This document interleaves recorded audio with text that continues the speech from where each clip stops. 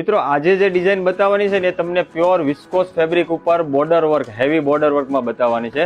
તો ચલો તમને પહેલા ઓવરવ્યુ કરીને બતાવી દઉં. હવે જો ફેબ્રિકની વાત કરશું ને તો પ્યોર વિસ્કોસમાં કાંજીવરમ ઝીણો વિવિંગથી આખું કપડું બનાવેલું છે. સાડીની અંદરની સાઈડમાં કોઈ વર્ક નથી આવવાનું, આખું હેવી બોર્ડર લુકથી વર્ક કરેલું છે. તો આ ટાઈપની બોર્ડર રહેવાની છે હેવી લુકમાં, આખી જરદોશી કન્સેપ્ટથી બોર્ડર રહેવાની છે. લાગશે હેવી લુકમાં બટ લાઇટ વેટમાં રહેવાની છે સાડી. અને ખાસ કરીને બ્લાઉઝની વાત કરીએ તો બ્લાઉઝ બી એકદમ હેવી આપેલું છે. ચલો બ્લાઉઝ બતાવી આપું તમને.